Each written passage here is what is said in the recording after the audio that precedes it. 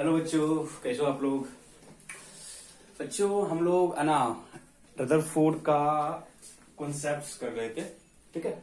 और रदरफोर्ड के कॉन्सेप्ट्स में हम लोग उसके ऑब्जर्वेशन को देख चुके थे, उसके कंक्लूजन को देख चुके थे और उसके एटॉमिक मॉडल्स के बारे में भी हम पढ़ चुके थे and the drawbacks.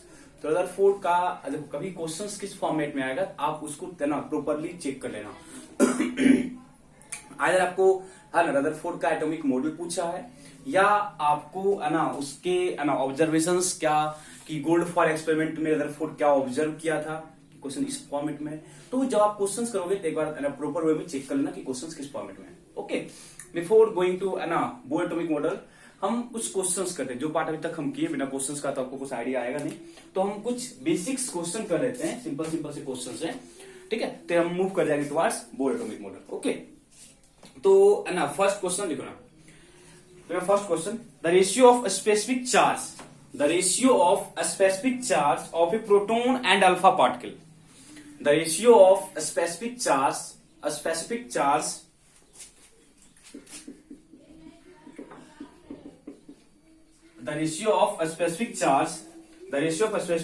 of proton and alpha particle मेरा ऑप्शन है A B C D. A option है 2:1 का ऑप्शन है, बी ऑप्शन 1:2 का है, सी ऑप्शन 1:4 का है और डी ऑप्शन 1:1 का है, ठीक है। The ratio of specific charge of proton and alpha particle. देखो स्पेसिफिक चार्ज का मतलब होता है ना चार्ज ओवर मास। कभी आपको इस तरह का वर्डिंग दिख जाए, what is specific charge, it means charge over mass ratio. तो क्या बोला है कि प्रोटॉन और अल्फा पार्टिकल्स के चार्ज ओवर मास रेशियो को कंपेयर करना है। Okay, specific charge of proton and alpha particle, ratio of specific charge of proton and alpha particle. तो क्वेश्चन स्टार्ट कैसे करना है, देखो अब तुम हर एक का वैल्यू पुट करो। ये क्या ना गलत मेथड है, ये क्या है गलत मेथड है। जब भी आप इस तरह के क्वेश्चंस करते हो ना, तो हम पीछे जो एटॉमिक मॉडल पढ़े थे, यदि आपको याद होगा तो हम इलेक्ट्रॉन का मास क्या लिखे थे, 1/183 times of mass of hydrogen. याद है आपको, mass of electron is equal to 1/1837 times mass of hydrogen, याद है। देन मास ऑफ प्रोटॉन क्या था, 1 AMU। मास ऑफ प्रोटॉन क्या था, 1 AMU, याद है। That is 183 times 37 times mass of hydrogen, याद है, ठीक है। और जो हम क्या बोलते हैं, जो प्रोटॉन और जो न्यूट्रॉन है उसका मास क्या है, बराबर ही होता है। मास क्या होता है, बराबर ही होता है, बट थोड़ा सा मास न्यूट्रॉन का ज्यादा होता है। मास क्या होता है, न्यूट्रॉन का ज्यादा होता है। और अल्फा पार्टिकल्स क्या थे, 2 हीलियम न्यूक्लियस। अल्फा पार्टिकल क्या था, 2 हीलियम न्यूक्लियस था। इन सब चीजों में यदि आपको कोई डाउट है तो बोलो, ठीक है। तो चार्ज ओवर मास रेशियो निकालना है, तो ठीक है। एग्जैक्ट वैल्यू पे मत जाना, हमेशा कंपेयर करना। देखो हम कैसे लिखते हैं, हम प्रोटॉन के बारे में लिखते हैं। तो यदि हम proton M of P, that is mass of proton 1 AMU था, पता है ना, 1 AMU था। कोई मतलब नहीं है, 1 AMU था, कोई ज्यादा फर्क आपको पड़ने वाला नहीं है। सिंपल लिख लो, क्या मास ऑफ प्रोटॉन लिख लो, जिसको दिक्कत है लिख लो 1 AMU। बताओ मास ऑफ अल्फा पार्टिकल्स क्या होगा, पता है ना। मास ऑफ अल्फा पार्टिकल क्या था, 4 AMU था, याद है। Mass of alpha particle 4 into उसके न्यूक्लियस में था 4 है ना, 2 प्रोटॉन है, 2 क्या है, न्यूट्रॉन है।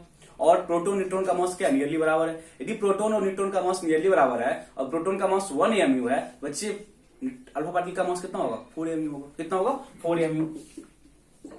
बताओ यहां तक किसी को डाउट है, मास वाले पार्ट में किसी को डाउट है। ओके चलो, देन चार्ज, हम क्या बोले, चार्ज किसका, प्रोटॉन का चार्ज पता थे ना, 1 लिखे थे हम ना, +1 है आपको याद। हम रिप्रेजेंटेशन क्या होता है, +1 होता है। आप 1.6 इंटू 10⁻19 लिखो, क्या फर्क पड़ता है, कोई फर्क नहीं पड़ता है। क्यों, देखो फर्क इसलिए नहीं पड़ेगा क्योंकि charge of alpha particle, charge क्यों लिखो क्यों से रिप्रेजेंट करते हैं, कंफ्यूज कर जाओगे। चार्ज ऑफ अल्फा पार्टिकल पता ना, हीलियम न्यूक्लियस, मतलब न्यूक्लियस में 2 प्रोटॉन है और प्रोटॉन हैविंग 2 पॉजिटिव। अभी एक प्रोटॉन का चार्ज +1 है तो 2 प्रोटॉन का चार्ज कितना होगा, +2 होगा। अंडरस्टूड, तो कितना होगा, +2। ओके, यहां तक डाउट है किसी को। अब हमको क्या करना है, specific charge of proton over specific charge of alpha particle. हमको इसका रेशियो निकालना है, हमको इसका रेशियो फाइंड आउट करना है। तो specific charge of proton that is charge over mass, charge over mass. गलती है कुछ, गलती भी नहीं, ठीक है। नीचे आ जाओ, नीचे क्या है, specific charge of alpha particle. Charge कितना है 2, मास कितना है 4, मास कितना है 4। आप इसको सिंप्लीफाई करो, 4/2 हो जाएगा, दैट इज 2:1 आएगा। कितना रेशियो होगा 2:1, that is A option is the correct option. Okay, देखो कुछ भी नहीं है। आप यहाँ पे एक चीज अभी सीखे कि स्पेसिफिक चार्ज इक्वल टू क्या होता है, चार्ज ओवर मास रेशियो। और हम बस कंपेयर किए प्रोटोन और अल्फा पार्टिकल्स के चार्ज ओवर मास रेशियो को कंपेयर किए। कंपेयर किस वे में किए, हम अल्फा पार्टिकल्स का चार्ज यदि 1 मानते हैं तो इसका भी चार्ज कितना होगा 1 होगा। अब यदि इसका मास 4 AMU, कितना लिखिए इसका मास 4 AMU, तो उसका मास कितना होगा, अल्फा पार्टिकल्स का मास कितना है 4 AMU, तो उसका मास कितना है 1 AMU। इसका चार्ज कितना है 1, इसका चार्ज कितना है 2। इससे कुदरत धन आपको फर्क पड़ने वाला नहीं है, ठीक है। आप लोग जल्दी से इसको नोट करो, जल्दी से नोट कर लो इसको, ठीक है। चलो नेक्स्ट क्वेश्चन लिखते हैं, ठीक है। नेक्स्ट क्वेश्चन इंटरेस्टिंग क्वेश्चन है। यहां भी आपको है ना कंपेरिजन वाले पार्ट का थोड़ा सा कंप्लीट आइडिया होना चाहिए ताकि आप इस क्वेश्चन को इजिली कर सकते हो, ठीक है। क्वेश्चन लिखो, क्वेश्चन है the increasing order of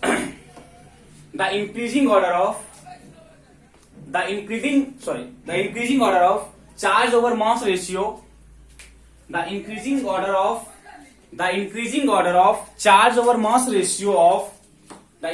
order of charge over mass ratio of electron, proton, neutron and alpha particle. E by m ratio का ऑर्डर लिखना है किसके लिए, इलेक्ट्रॉन, प्रोटोन और न्यूट्रॉन के लिए। ऑप्शन हम लिख रहे हैं, ठीक है, ऑप्शन लिख रहे हैं। तो फर्स्ट ऑप्शन है आपको electron, proton, neutron, alpha particle. B option है neutron, proton, electron, alpha particle. C option है neutron, proton, alpha particle, electron. Last option है neutron, alpha particle, proton and electron. ये आपका ऑप्शन है। नोटेशन में किसी को दिक्कत है, जो हम नोटेशन बच्चे यूज कर रहे हैं, नोटेशन में किसी को कोई प्रॉब्लम है, यहाँ पे हम अल्फा इलेक्ट्रॉन ई इलेक्ट्रॉन के लिए और पी प्रोटोन के लिए, ठीक है, और एन न्यूट्रॉन के लिए और अल्फा पार्टिकल्स के लिए, इसमें कोई दिक्कत नहीं है, ठीक है। तो आप इस क्वेश्चन करो, जल्दी से करो, मैं इसका पोल क्रिएट करूंगा। क्वेश्चन लिखो, जल्दी से सॉल्व करो, 2 मिनट का टाइम है, जल्दी से सॉल्व करो। आफ्टर सॉल्व आपको एक पोल दिखेगा स्क्रीन पे, आप वहां पे अपना ऑप्शन चूज कर लेना, आप वहां पे अपना ऑप्शन चूज करना, जल्दी से करो। यहाँ पे एग्जैक्ट वैल्यू मत पुट करना, एग्जैक्ट वैल्यू पुट नहीं करना है, ठीक है। कंपेयर करके चलो, इतना कॉमन सेंस यूज करो बच्चे, ठीक है।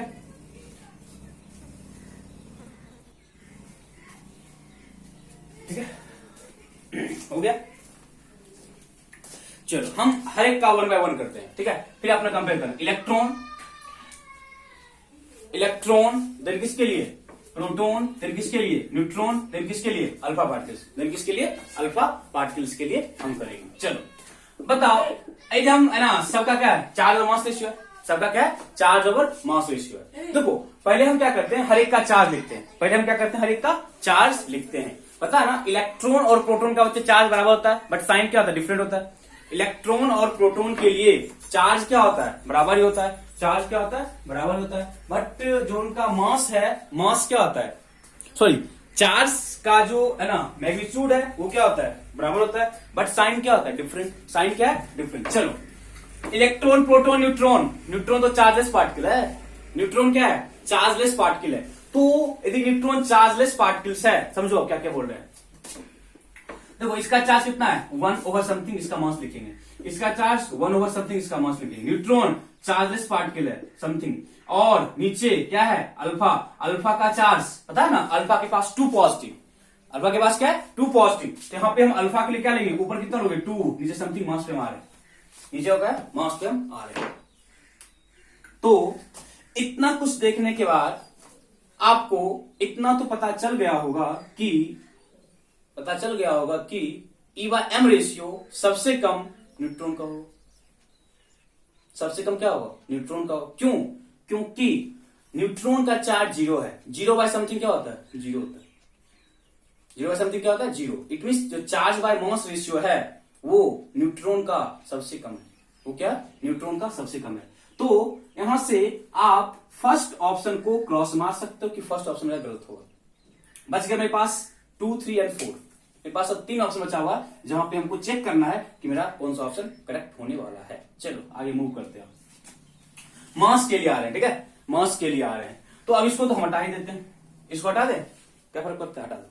चलो अब हम प्रोटॉन के लिए कर रहे हैं। प्रोटॉन के लिए 1/समथिंग, ठीक है। अब देखो प्रोटॉन का मास यदि हम 1 मानते हैं तो हीलियम का मास कितना होगा, सॉरी अल्फा का मास कितना होगा, 4, इतना पता है आपको ना।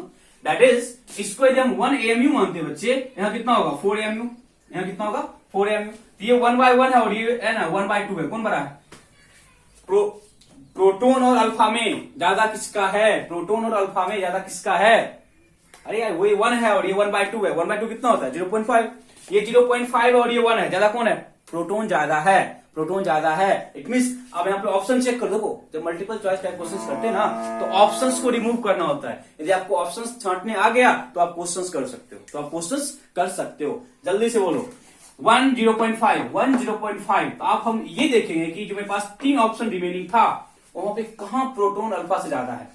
देखो तो यहाँ पे अल्फा ज्यादा है, दैट इज गलत ऑप्शन हो गया। अल्फा का E/M ज्यादा है किससे, प्रोटॉन से, गलत ऑप्शन है, ये भी गलत ऑप्शन हो गया मेरा। आगे आ जाओ, यहां भी देखो अल्फा ज्यादा है किससे, प्रोटॉन से, ये भी गलत ऑप्शन हो गया, ये भी क्या हो गया, गलत ऑप्शन हो गया। तो यहां देखो प्रोटॉन ज्यादा है किससे, अल्फा से।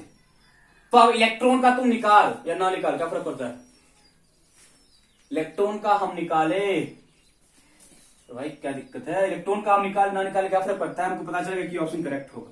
यदि किसी को दिक्कत है तो निकाल लेते हैं। हम बताए थे कि जो मास ऑफ इलेक्ट्रॉन होता है 1/183 टाइम्स मास ऑफ प्रोटॉन, बोल सकते हो, बोल सकते हैं। यदि प्रोटॉन का मास तुम 1 लिए हो, इसका मास क्या होगा 1/183 टाइम्स, दैट इज ऊपर आ जाएगा, दैट इज बहुत ज्यादा हो गया, 1837 times E/M ratio, that is E/M ratio for electron is maximum. Question बहुत इजी है, बहुत कंसेप्चुअल है, मतलब देखो कहीं भी हम है ना डाटा सॉल्व नहीं किए, डाटा हम कहीं भी सॉल्व नहीं किए। अदरवाइज बच्चे क्या करते हैं, डाटाफिकेशन उनको मास ऑफ इलेक्ट्रॉन पता है 9.1 × 10⁻31, चार्ज पता है 1.6 × 10⁻19, उसको पुट करेंगे, फिर उसको सॉल्व करेंगे, फिर करेंगे कैलकुलेट। ये मूर्ख का सवाल है, ये मूर्ख वाला बच्चों का अप्रोच है, ठीक है। यदि आप थोड़ा सा स्मार्ट हो चलो, बिना कैलकुलेशन का हम E/M वैल्यू कैलकुलेट कर सकते हैं, ठीक है। किसी को प्रॉब्लम समझो, नोट करो, कोई प्रॉब्लम पूछो, कोई प्रॉब्लम है तो पूछो।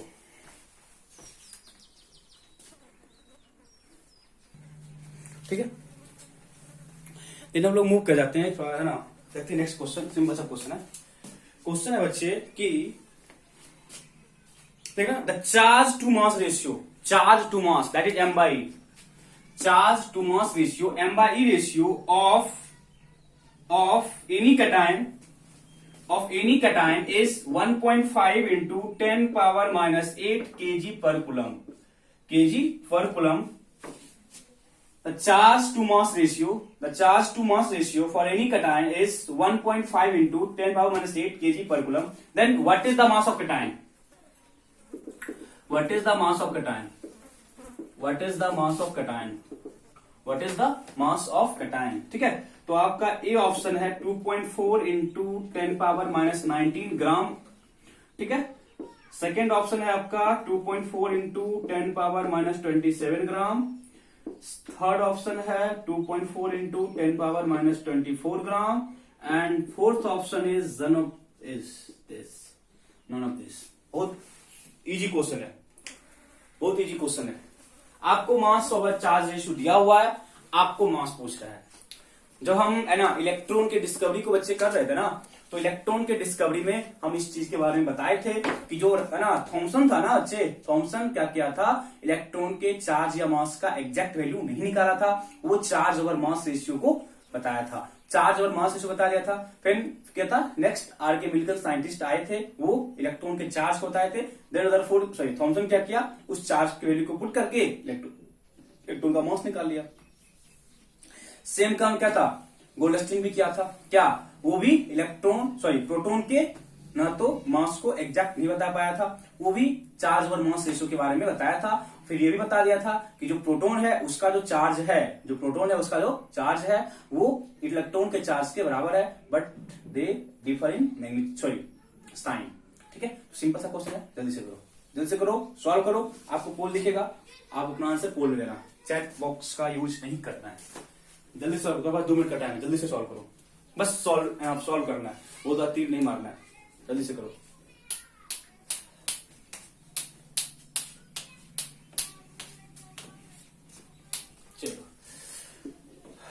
अब करते हैं, देखो m बाई है, सिंपल सा है, m बाई है 1.5 इंटू 10 पावर -8 kg पर कूलम, kg पर कूलम। तो हमको क्या निकालना है, मास निकालना है, उधर ले जाओ e को, that is m equal to 1.5 into 10 power -8 किसमें है, kg में है। और आप देख रहे हो कि आपका जो ऑप्शन है वो ग्राम में दिया हुआ है। देखो ये सब भी केयर किया जाता है, जो आपको m बाई बच्चे दिया हुआ ना, वहां पे देखो मास का है, न्यूट क्या है, kg है, मास का है, यूनिट क्या है, केजी है। जब मास का यूनिट केजी है बट मेरे पास ऑप्शन किस में है, ग्राम में है, तो हमको क्या करना है, हमको मास को जो ग्राम में है तो केजी में है, ग्राम में ले जाएंगे, that is multiply by 1000, that is multiply by 1000, that is 10 power 3 से मल्टीप्लाई कर देंगे। ओके, नेक्स्ट इनटू, अब क्या करें, अब E दैट इज चार्ज। हम बोले थे बच्चे आपको कैटायन या अनायन हो, they have equal charge of magnitude, they have equal magnitude of charge, that is 1.6 into 10 power -19, 1.6 into 10 power -19।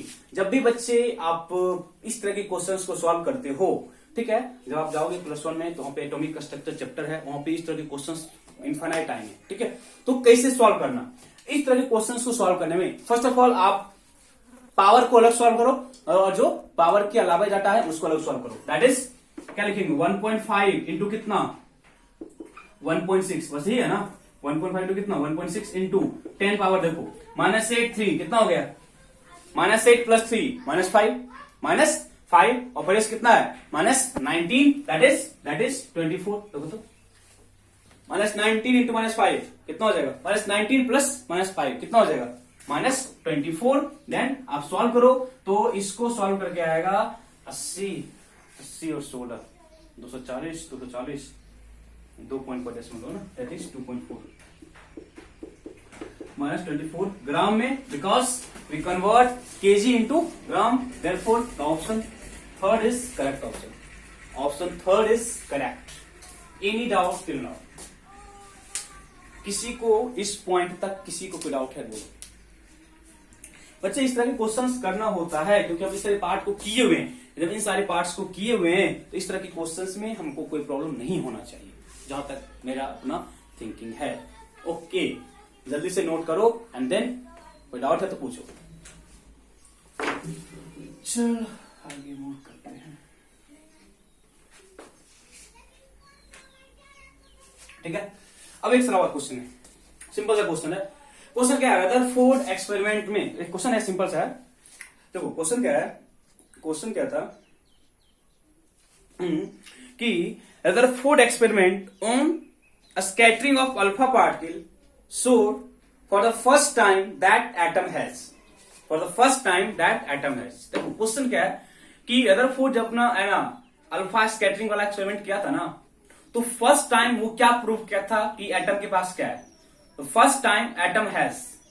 ठीक है, क्वेश्चन लिख लो, Rutherford experiment on scattering of alpha particles, Rutherford experiment on scattering of alpha particle, Rutherford experiment on the scattering of alpha particle, so SHWED showed for the first time the atom has, for the first time the atom has A option electron, B option proton, A option electron, B option proton, C option nucleus, D option neutron। Electron proton neutron, first option electron है, second option proton है, third option nucleus है और D option neutron है। D option क्या है, neutron है। तो हम आपको बताए थे कि जो रदरफोर्ड का experiment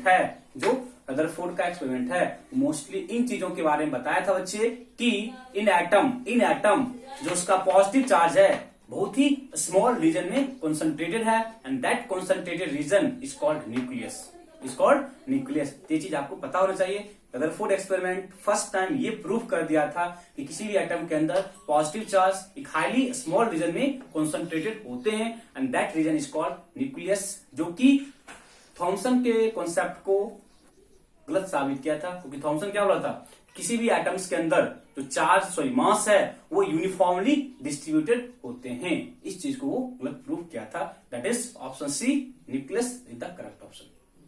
nucleus is the correct option. Any doubt till now? ठीक है, तो ये सब बेसिक बेसिक से क्वेश्चन थे।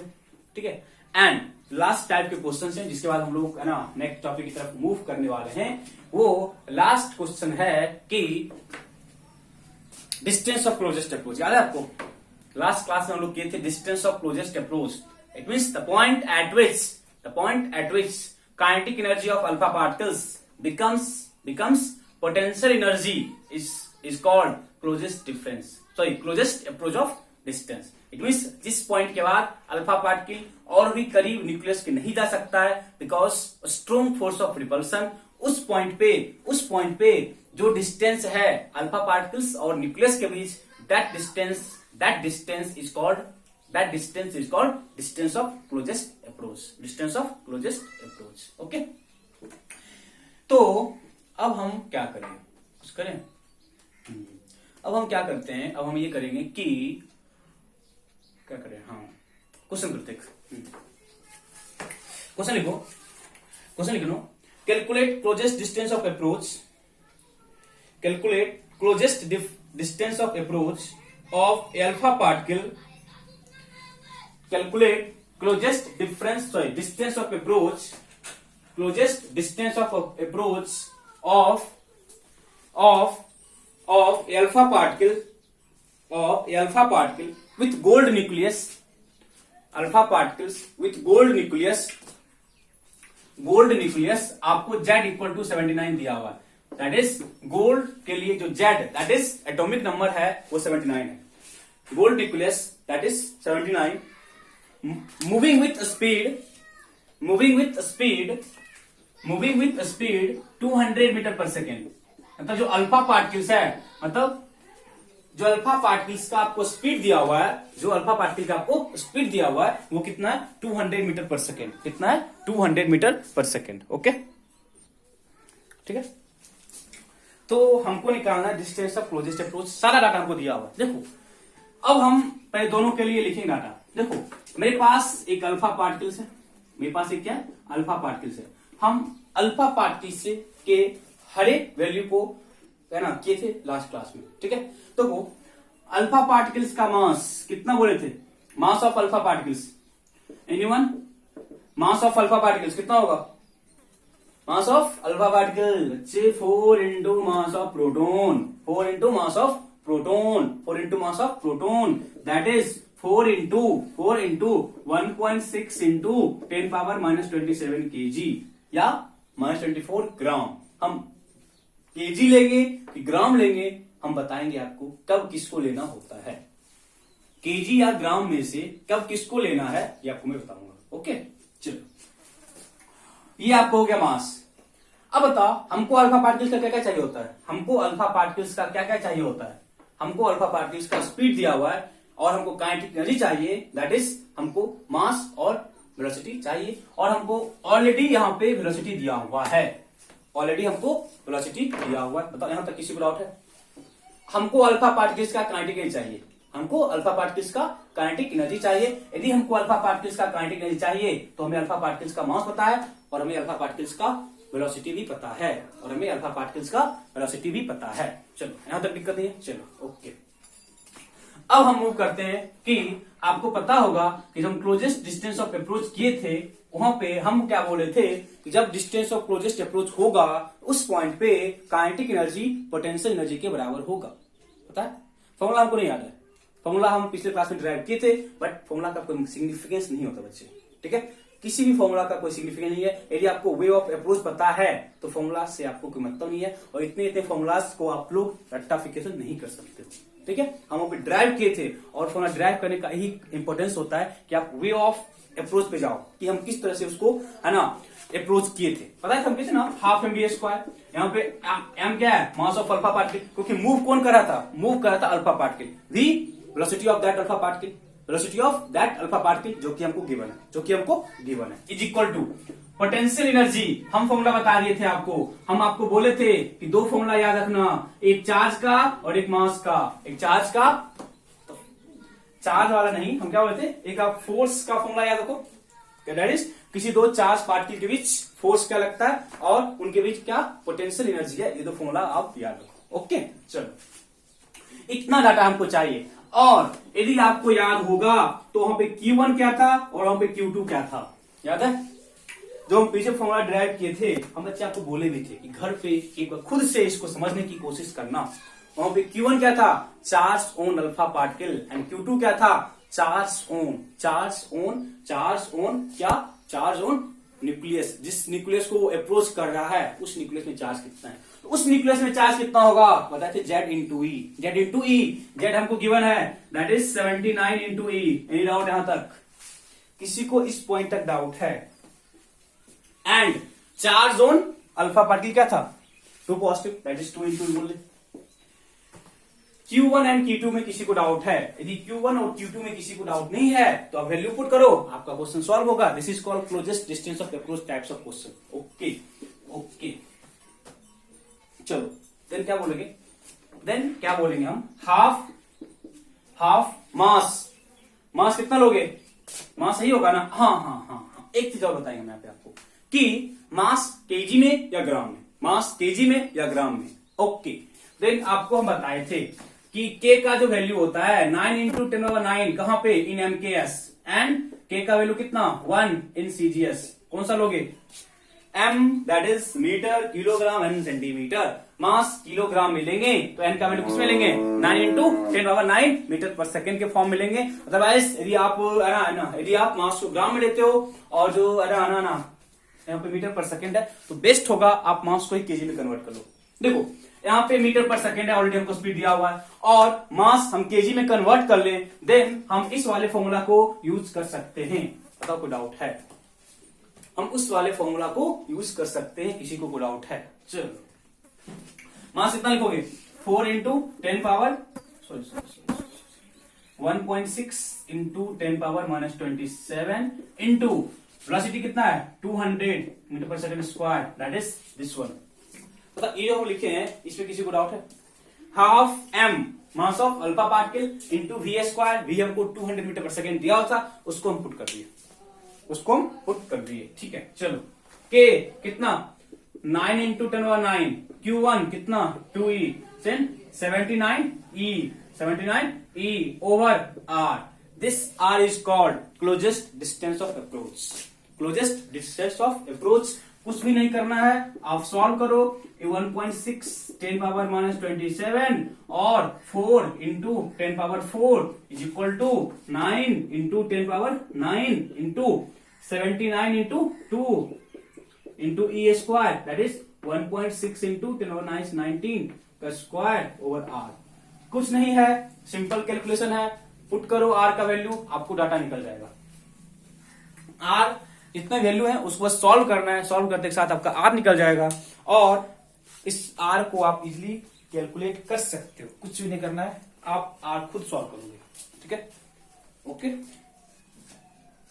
अदरवाइज हम लोग आंसर इसका आपको बताते हैं कि जो r का आंसर क्या है। r का आंसर क्या है बच्चे,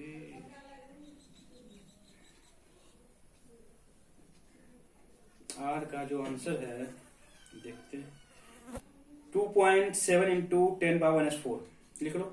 2 पॉइंट सॉल्व करना खुद से। r का जो वैल्यू है 2.7 इंटू कितना, 10 पावर -4। सिंपल से है, सॉल्व करना, सॉल्व कर सकते। देखो पहले आप ये को सॉल्व कर लो, 2 कर जाएगा 2 और कितना 4, 8 इंटू कितना 1.6। देखो करते हैं, इस वाले पार्ट को लिख लियो ना। देखो क्या करोगे, 2 टाइम्स कट गया, 2 इंटू 4 कितना, 8 इंटू कितना 1.6 इंटू कितना 8 इंटू 10 पावर कितना -27, उधर कितना है 4, that is -23 is equal to, चलो उधर सॉल्व करते हैं। ठीक है, 9 है बच्चे, और कितना है 79 है, और कितना है 2 है, और 1.6 इंटू 1.6 है, और इंटू पावर से देखो पावर कितना है 10 पावर माइनस 9 है, माइनस 38 होगा, माइनस 38 38 और 9 कितना हो जाएगा 10 पावर माइनस 29 और कितना आर इधर लेके आ जाओ, कितना हो जाएगा 9 into 79 into 2 into 1.6 into 1.6 10 power minus 29, नीचे क्या लिखोगे 1.6 इंटू 8 इंटू कितना 10 पावर माइनस 23। चलो इसको सॉल्व करते हैं, आप लोग करो, आप लोग सॉल्व करो, पहले देखते हैं क्या आंसर आता है।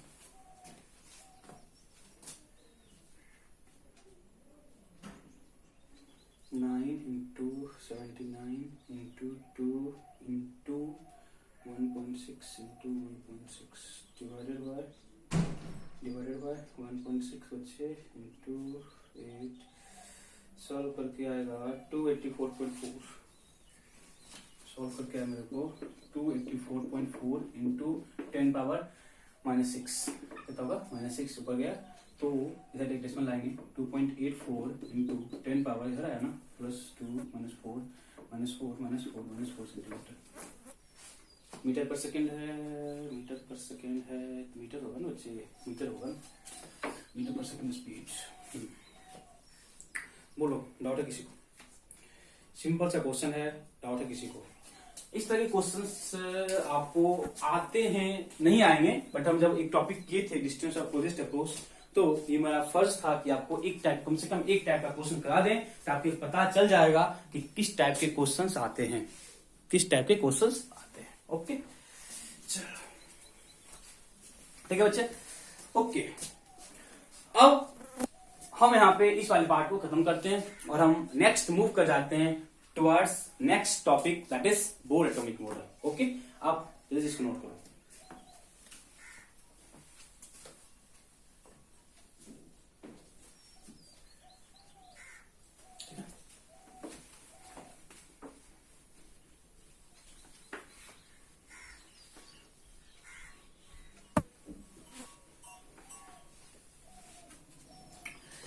देखो एक चीज हम आपको पहले बोले थे, जब हम न्यूट्रॉन के बच्चे डिस्कवरी को पढ़े थे ना, जब हम लोग न्यूट्रॉन के डिस्कवरी को पढ़े थे, तो वहां पे हम वही थे कि जब हम लोग रदरफोर्ड का एटॉमिक मॉडल कर लेंगे तो थोड़ा बहुत आइडिया हम आपको दे देंगे, ठीक है।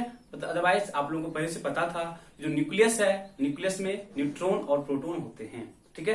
ये कौन बताया था, ये रदरफोर्ड बताया था, बिकॉज जो मास है ओवरऑल एटम का जो मास है वो सेंटर में कॉन्सेंट्रेटेड होते हैं, और इसलिए कि इलेक्ट्रॉन चार्जलेस पार्टिकल है, सॉरी इलेक्ट्रॉन क्या है, इलेक्ट्रॉन का मास बहुत कम होता है, इसलिए हम लोग मास में इलेक्ट्रॉन के मास को काउंट नहीं करते, हम सिर्फ और सिर्फ मास ऑफ प्रोटॉन और मास ऑफ न्यूट्रॉन को काउंट करते हैं, ठीक है।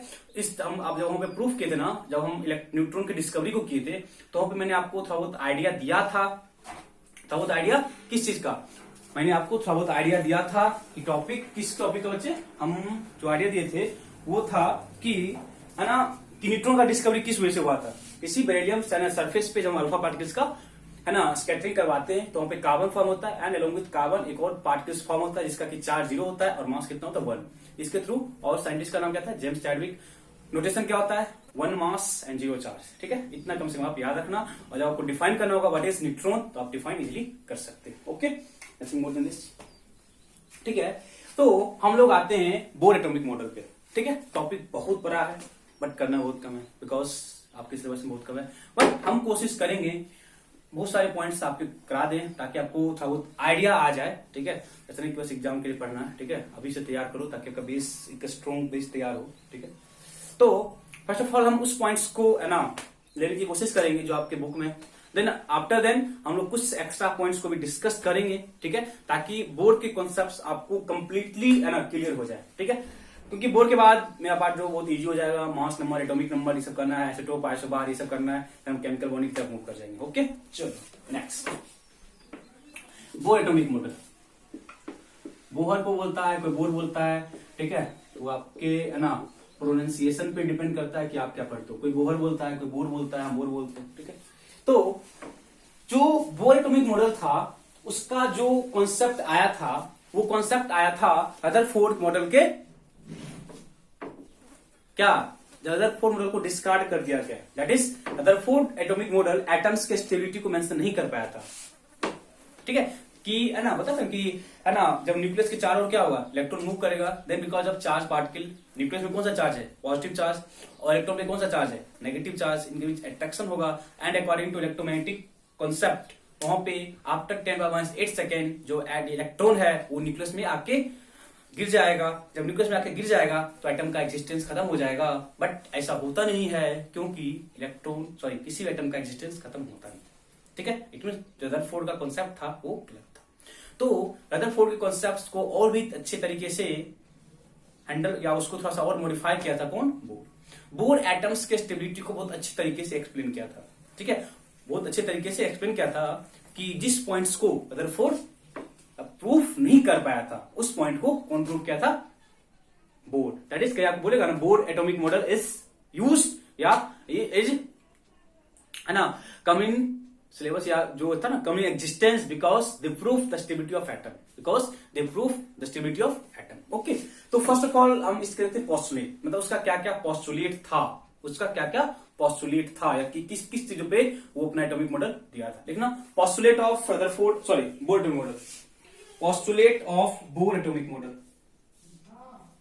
Postulate of Bohr atomic model, postulate. ठीक है, तो फर्स्ट लिखेंगे हम पोस्टुलेट,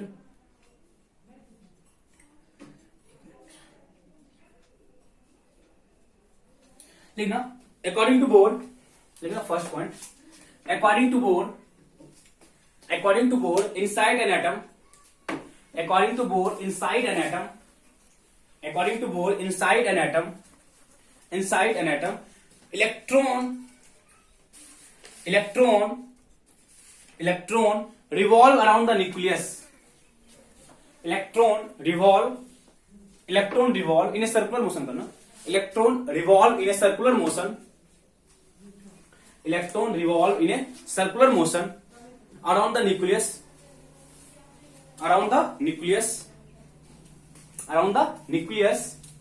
and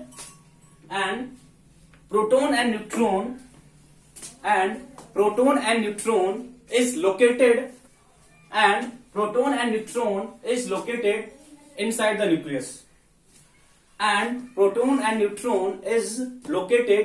nucleus, ठीक है, इस चीज को रदरफोर्ड भी बोला था कि जो इलेक्ट्रॉन है वो न्यूक्लियस के चारों ओर घूमता है, और इस चीज को बोर भी बोला था।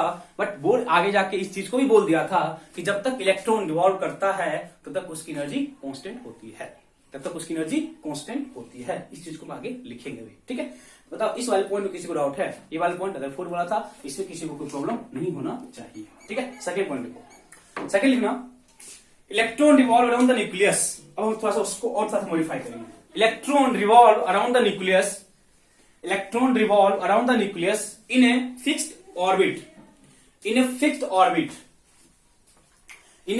orbit, मतलब जो इलेक्ट्रॉन घूमता है उसका एक ऑर्बिट फिक्स है, ऐसा नहीं कि जहां मन तहां घूम रहा है, ऐसा नहीं है कि इलेक्ट्रॉन जहां मन वहां घूमेगा। बट हम आगे भी इस चीज को प्रूव करेंगे कि around the nucleus there are infinite number of orbital, but electron उसी ऑर्बिट में घूमता है जिसका कि एंगुलर मोमेंटम NH/4π का इंटीग्रल मल्टीपल होता है। हम आगे करेंगे। Okay, but this is not in our syllabus. Okay, but हम थोड़ा सा और लॉजिक्स को थोड़ा एक्सप्लेन करेंगे, तो इन चीजों की रिक्वायरमेंट मेरे पास होनी चाहिए ताकि हम आगे इसकी कॉन्सेप्ट्स को और भी एक्सप्लेन कर पाए। ओके, चलो हम उससे आएंगे बाद में, आई थिंक नेक्स्ट क्लास में होगा। ठीक है, क्या बोले, electron revolve around the nucleus in a fixed orbit called cell, in a fixed orbit called cell or energy level,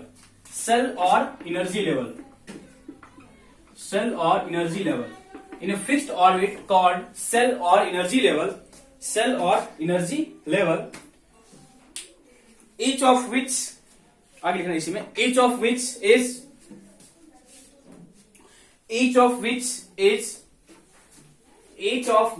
is associated with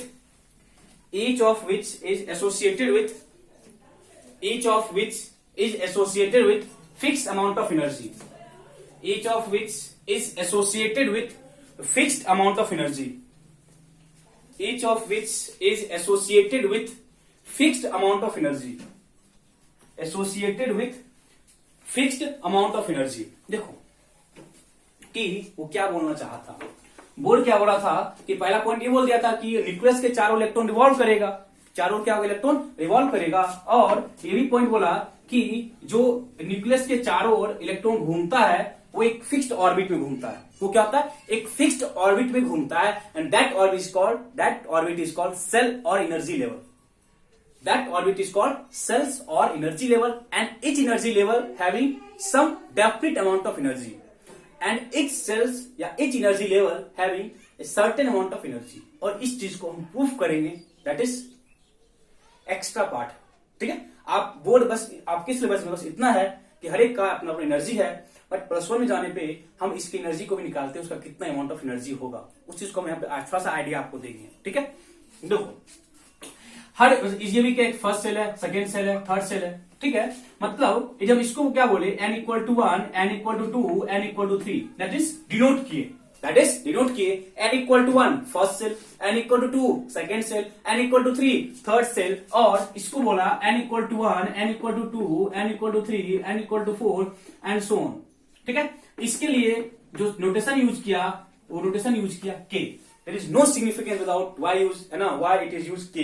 बस एक जनरल है ना रिप्रेजेंटेशन था जो है ना वो यूज कर लिया, जिसको कि हम फॉलो कर रहे हैं। ठीक है, k और l और m n आगे जाओगे o p q r s t, but इस चीज की हमको भी कोई यूज नहीं होती है, बिकॉज जो तक हमको एलिमेंट डिस्कवर्ड है उसमें इसका कोई अभी तक यूज नहीं है। हम n तक ही जो जाते हैं तब तक हमको इलेक्ट्रॉन, उतने इलेक्ट्रॉन का हम लोग आइडिया या उसकी प्रॉपर्टी या उसकी कुछ भी लोकेशन क्या है, कैसे क्या वो सब पढ़ लेते हैं। आप पढ़ोगे है ना 10th क्लास में, दैट इज पीरियोडिक टेबल, वहां पे ऑर्बिट कैसे जाना होता है। ठीक है, तो क्या बोले कि न्यूक्लियस के चारों ओर जो इलेक्ट्रॉन है वो एक फिक्स्ड ऑर्बिट में घूमता है। उस फिक्स्ड ऑर्बिट को हम क्या बोलते हैं, सेल या एनर्जी सेल। और इस फिक्स्ड ऑर्बिट के पास एक डेफिनिट अमाउंट ऑफ एनर्जी होती है। क्या होती है, उस फिक्स्ड ऑर्बिट के पास एक डेफिनिट अमाउंट ऑफ एनर्जी होती है। इसको हम प्रूफ करेंगे। ओके,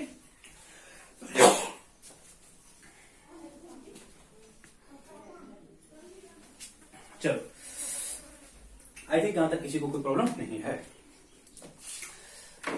नेक्स्ट पार्ट लिखो, नेक्स्ट पार्ट लिखना, इसको लिख लो ना, इसको लिख लो KLMN। उसको एक है ना नोटेशन था KLMN। ठीक है, KLMN। अब देखो कि लिखो पहले हम आपके ना बुक वाले पॉइंट्स को कवर करते हैं, देन हम लोग थोड़ा सा एक्स्ट्रा पार्ट को भी यहाँ पे हैंडल करेंगे। ठीक है ना, while electron revolving around the nucleus, while electron revolving around the nucleus in an orbit, while electron revolving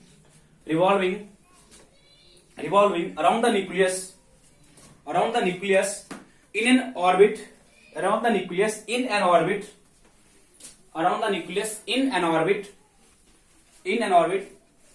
an electron neither loss or gain, an electron neither loss or gain energy, that is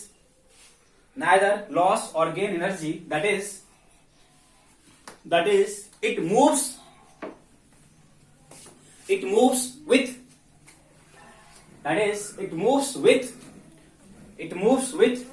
a fixed amount of energy, that is it moves with a fixed amount of energy, therefore it is also called a stationary orbit.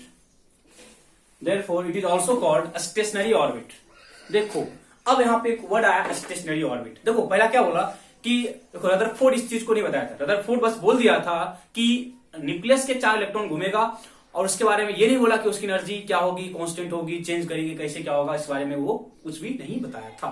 But बोल दिया कि जब तक electron घूमेगा हम क्या बोले, इस चीज को हम प्रूव कर देंगे फॉर योर कन्वीनियंस, आपके सहूलियत के लिए हम इस चीज को प्रूव भी करेंगे, हम इस चीज को प्रूव भी करने वाले हैं। तो बोर क्या बोला, बोर क्या बोला, जब तक इलेक्ट्रॉन घूमेगा उसकी एनर्जी क्या होगी, फिक्स होगी। क्या होगी, फिक्स होगी। और उसको क्या बोला, स्टेशनरी ऑर्बिट। देखो स्टेशनरी का मतलब ये नहीं हुआ बच्चे कि वो मूव नहीं कर रहा है, स्टेशनरी का मतलब ये हुआ कि उसकी एनर्जी फिक्स है, उसका एनर्जी चेंज नहीं कर रहा है। तो क्वेश्चन बनता है why Bohr orbit is called stationery orbit, why Bohr orbit is called stationery orbit, because they have fixed amount of energy. इस चीज को हम करेंगे बाद में, ठीक है। तो स्टेशनरी का मतलब क्या हुआ, fixed amount of energy. It doesn't means electron is in stationary position, या जो भी तो वहां पे रुका हुआ नहीं है। जो स्टेशनरी है बच्चे, उसका मीनिंग ये है कि उस ऑर्बिट का जो एनर्जी है वो फिक्स है, वो कभी चेंज नहीं करेगा, वो कभी चेंज नहीं करेगा। कितना होगा, कैसे होगा, ये सब चीजों को हम देखेंगे। ओके, इन सब चीजों को हम देखेंगे। ओके, नेक्स्ट पॉइंट लिखो, थर्ड पॉइंट लिखना, थर्ड हो गया ना, फोर्थ, ठीक है ना। An electron revolve in a particular orbit. An electron revolving करना, an electron revolving in a particular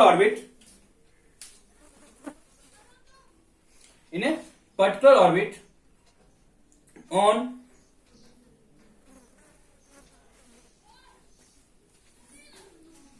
revolving मत करना बच्चे, एन इलेक्ट्रॉन रिवॉल्विंग मत करना, इलेक्ट्रॉन करना, एन इलेक्ट्रॉन मूव्स करना, an electron moves from a particular orbit, an electron moves from a particular orbit to the next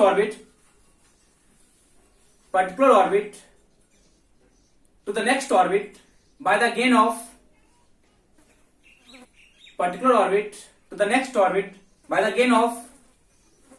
gain of some amount of energy, by the gain of some amount of energy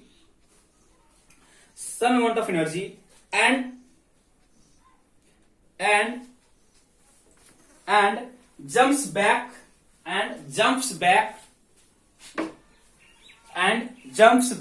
to their original orbit, and jumps back to their original orbit by the loss of energy,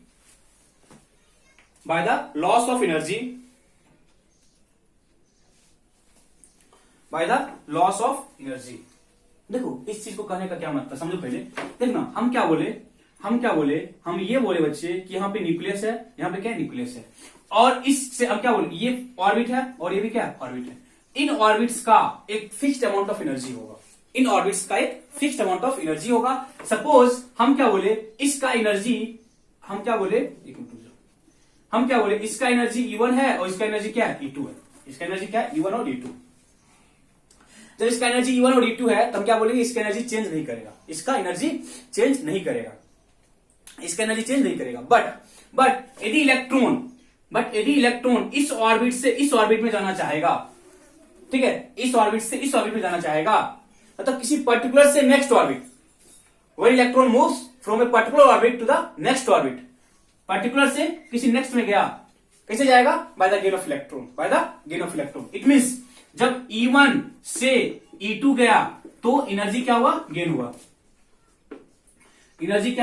हुआ, then return back to their original orbit, मतलब जब वहां से फिर return आएगा तो energy क्या होगा, एनर्जी का लॉस होगा। मतलब E1 से E2 एनर्जी गेन किया, E2 से E1 एनर्जी लॉस हुआ, बट E1 और E2 का जो एनर्जी है वो कांस्टेंट है। E1 और E2 का जो एनर्जी है वो क्या है, कांस्टेंट है, ये कभी चेंज नहीं कर रहा है, और हम आपको बताएंगे कि E1 और E2 में जो एनर्जी का गेन या लॉस है दोनों बराबर होगा, और उसका वैल्यू क्या है ये भी हम आपको बताएंगे, ठीक है, ये भी हम आपको बताएंगे। तो वो सिंपल फंडा है कि बोर क्या बोला, जब तक इलेक्ट्रॉन अपने ऑर्बिट में है उसकी एनर्जी कांस्टेंट है, बट जब इलेक्ट्रॉन वहां से मूव करेगा, तो अब एनर्जी कांस्टेंट नहीं है, तो उसमें क्या होता है, एनर्जी का लॉस, एनर्जी का गेन। दैट इज कैसे कहा जाएगा, देखो ऐसा होता है ना, जब लोअर से हायर जाता है, जाएगा एनर्जी का क्या होगा, गेन होगा, बट जब हायर से लोअर आएगा एनर्जी का लॉस होगा, लॉस। तो इस चीज को बच्चे ना आप थोड़ा सा और सिंप्लीफाई करके लिख लो, नोट करके when electron, लिखना, when electron jump from lower to higher orbit, when electron jumps from lower to higher energy level या orbit, lower to higher energy level, jumps from lower to higher energy level. In this process there is gain of electron.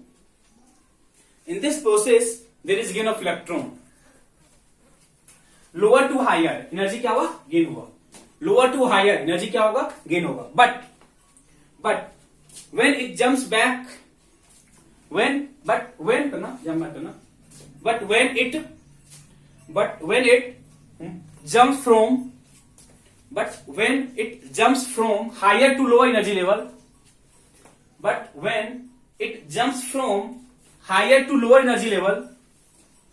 higher to lower energy level, in this process there is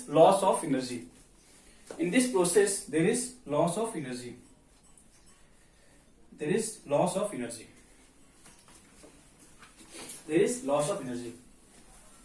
ठीक है. तो कैसे होता नहीं होता हम बोल चुके हैं. जब इस काम करेंगे डेरिवेशन एनर्जी वाला पार्ट करेंगे ना, तो हम उसको बता देंगे वहां पे. बस अभी आपके सिलेबस में बस इतना ही है, बट हम क्या बोले इन चीजों को हम और भी अच्छे लेवल से करेंगे. ठीक है. अब देखो इतना कुछ आपके अकॉर्डिंग टू बुक था, बट हम अभी सब कुछ पार्ट हम ऐड करने वाले हैं. सब एक्स्ट्रा पार्ट हम यहाँ पे ऐड करेंगे. ठीक है. फोर्थ पॉइंट, फिफ्थ होगा. अप टू फोर्थ पॉइंट आप लोग अपने एग्जाम्स में लिख सकते हो. यदि कभी आगा what is Bohr atomic model या what is Bohr concept of atomic model, तो आप उसको वहां पे लिख सकते हो. बट अब हम जो पार्ट करेंगे वो भी इसी का है, बट वो सब है ना होता है हायर क्लासेस में. बट हम क्या बोले आगे के वाले पार्ट को कि उसके पास है ना कितना एनर्जी है, फिक्स क्यों, इन सब चीजों को समझने के लिए हमें आगे वाले पॉइंट को समझना पड़ेगा. लिखो,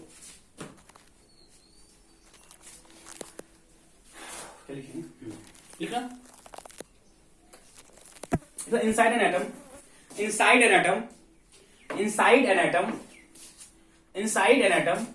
force of attraction on the electron by the nucleus. Inside an atom, force of attraction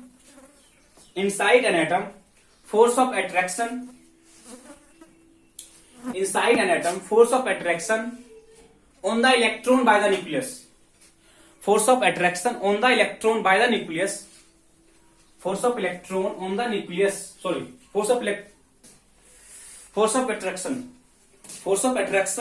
on the electron by the nucleus is balanced by force of attraction on the electron by the nucleus is balanced by centrifugal force. कहने का ये मतलब है कि यहाँ पे nucleus है और यहाँ पे इलेक्ट्रॉन है, तो इलेक्ट्रॉन को न्यूक्लियस खींचेगा. This is called force of attraction. But at the same time because of circular motion इस पे बाहर की तरफ एक फोर्स लगेगा. They are called centrifugal force and they are equal to mv²/r. That is force. कौन सा अट्रैक्शन को बैलेंस कौन कर रहा है, फोर्स सेंट्रीफ्यूगल. कौन कर रहा है, centrifugal. That is k q1 q2 over r² is equal to mv²/r. k q1 q2 over r² equal to mv²/r. ठीक है. अब इस चीज को हम यूज करेंगे to calculate amount of energy associated with any orbit.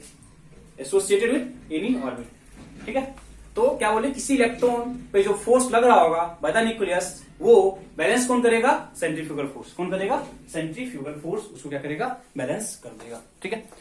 जैसे इसको लिख लो, इस वाले पार्ट को जल्दी से लिखो. ठीक है.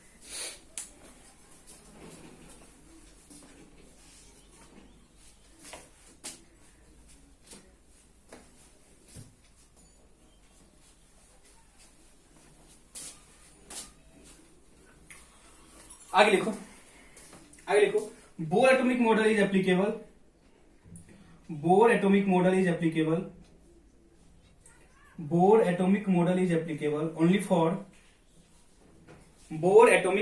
Applicable only for hydrogen and hydrogen like element. Bore atomic model is applicable only for hydrogen and hydrogen like element. Bohr atomic model is applicable only for hydrogen and hydrogen-like element. Hydrogen and hydrogen-like element. Hydrogen and hydrogen-like. Hydrogen-like element.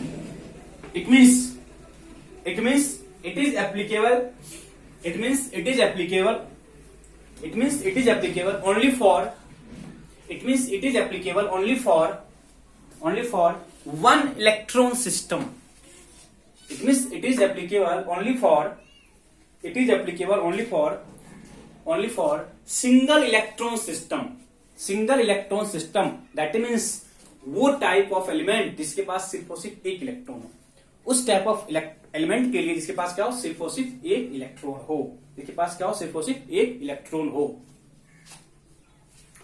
ठीक है, देखो कहने का क्या मतलब है कि hydrogen के लिए होगा, लिथियम प्लस के लिए होगा, लिथियम 2 प्लस, हीलियम प्लस के लिए होगा, बेरिलियम 3 प्लस के लिए होगा, एंड सो ऑन।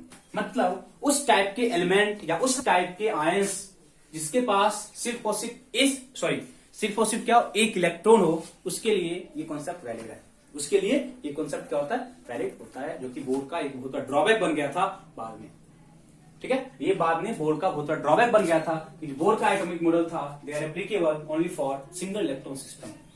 इसके लिए single electron system. It means जब भी देखोगे ना आगे क्लास में जाने के बाद जो भी बोर्ड के क्वेश्चन है ना, आपको मोस्टली इसी 4 पेज बन जाते हैं। ठीक है, क्योंकि इन सब में क्या है, इन सब में क्या है, एक इलेक्ट्रॉन है। ठीक है, लास्ट जो पॉइंट लिखो, ठीक है, लिखना around the nucleus there are infinite number of orbitals. Around the nucleus there are infinite number of orbitals. Around the nucleus there are infinite number of orbitals. Around the nucleus there are infinite number of orbitals, but electron revolve only that orbit. But electron revolve only that orbit which angular momentum, क्या whose करना, whose angular momentum, not which, whose angular momentum is integral multiple of, whose angular momentum is integral multiple of h over 2 pi. Angular momentum is integral multiple of h over 2 pi. यहाँ पे n 1 2 3 से लेके infinity तक integral multiple of h over 2 pi। और यहाँ पे जो आपका h है, h यहाँ पे आपका प्लैंक्स कांस्टेंट है।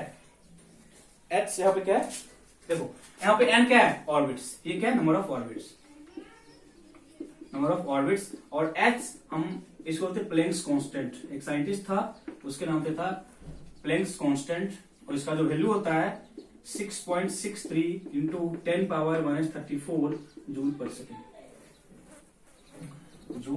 सेकेंड होता है इसका वैल्यू।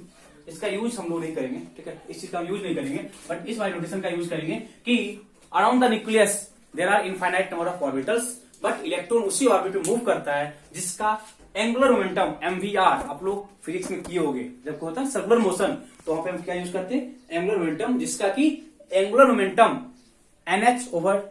इंटीग्रल मल्टीपल होगा, that is integral multiple 1 2 3 4 5 integral multiple of h over 2 pi, that is h भी कांस्टेंट है, 2 pi भी क्या है, कांस्टेंट है। ठीक है, इन दो ना लास्ट 2 पॉइंट बहुत ही इंपॉर्टेंट है, किसके लिए, ताकि आगे वाला पार्ट दैट इज एनर्जी कितना है, क्या कितना है, उन सब चीजों को अच्छे से समझने के लिए। इतना ही कुछ आपके बुक में था।